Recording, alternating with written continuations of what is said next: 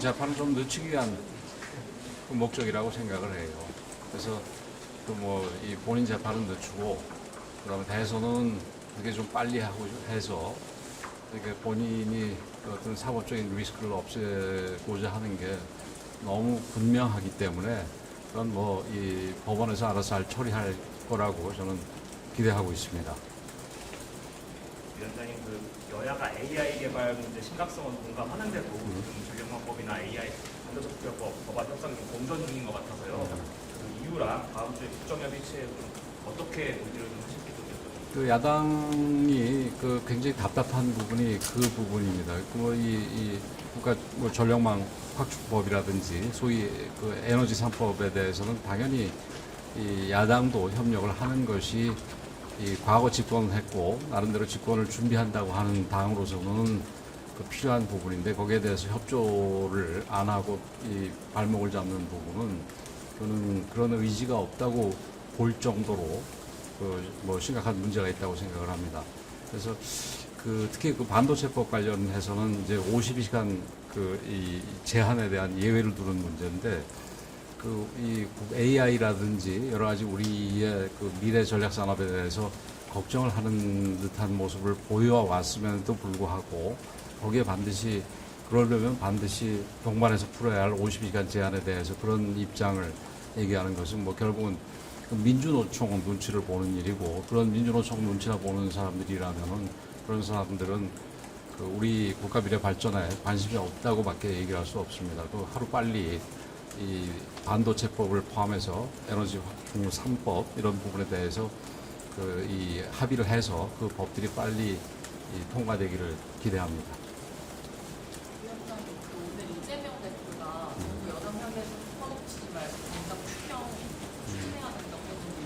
추경 문제 어떻게 보십니까? 그래서 뭐 조건이 어떤 게 붙었는지는 뭐 잘 모르겠는데 우리도 추경을 생각하고는 있지만 추경이라는 게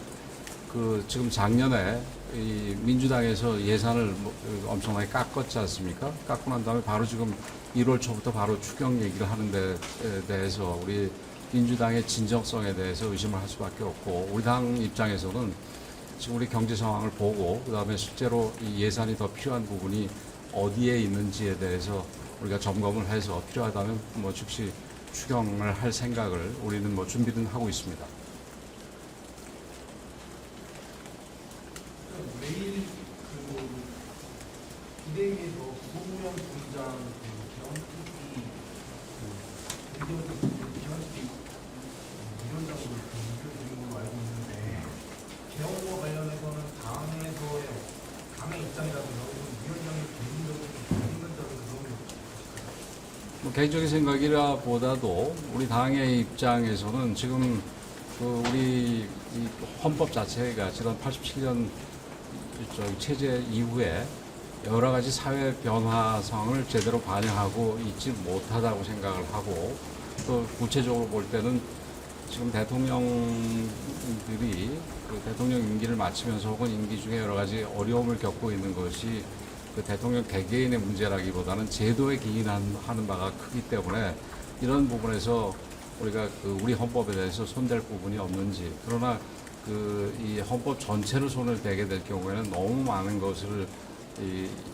담아야 되고 너무 많은 논의가 필요하기 때문에 굉장히 시간이 길어질 가능성이 있어서 우선 정치 체제 부분이라도 우리가 조금 이 손을 댈 때가 됐다. 이런 게 사실은 우리 당내에서도 그렇고 우리 밖에서도 그렇고